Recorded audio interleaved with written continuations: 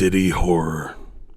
I should mention that I previously lived in a tiny town, but went to a high school in a considerably larger city.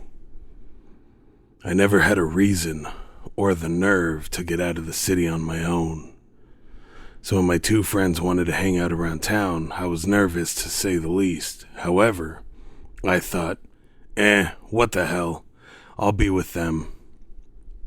We had a blast for a couple hours after school, with some small scary incidents along the way, including walking through a store full of expensive statues and gemstones with a massive backpack protruding from my back, and the original restaurant we wanted to go to was closed, forcing us to Subway.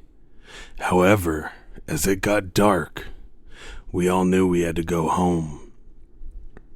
So we all enjoyed one last store and went on our separate ways. I waited outside the store, alone, in the dark, not terribly afraid. Yet I had told my mother where to find me, but she's hopeless with directions, so I had expected to be hanging around for a while. I noticed a news camera stationed outside the store, which made me feel even safer. But about 10 minutes into the wait, I was approached by two men. My memory is fuzzy due to how freaked out I was, but this is what I remember. "Hey, do you know where," name of a town that I can't remember, "is?" I shook my head. I was already nervous because I'm a paranoid person on the best of days, and this was not turning out to be the best of days. "Aw, come on," one man coaxed. "Listen, we'll give you a bag of jewelry if you help us," the other man said. Now I was genuinely freaking out. I glanced around and noticed the news camera and stepped a little closer to the line of sight of the lens. Listen, I stammered, trying really hard not to stammer, show how freaked I was.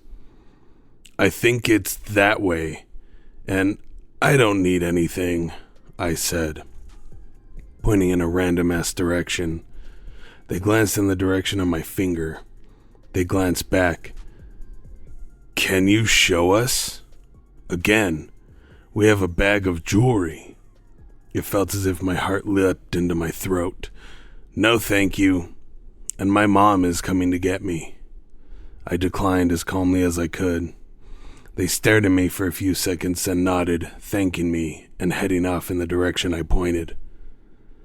I kept well in the line of sight of the news camera until my mother picked me up. I didn't fully relax for a week.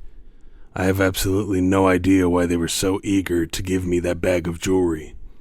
My first thought was that they stole it and wanted to throw the police off their trail by handing some of it off to me.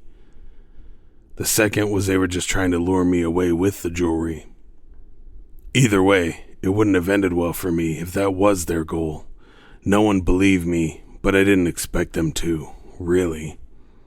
I have never felt comfortable in the city, alone, in the dark, ever since. Even though it's been 2 years and I now live in a decently sized city for college.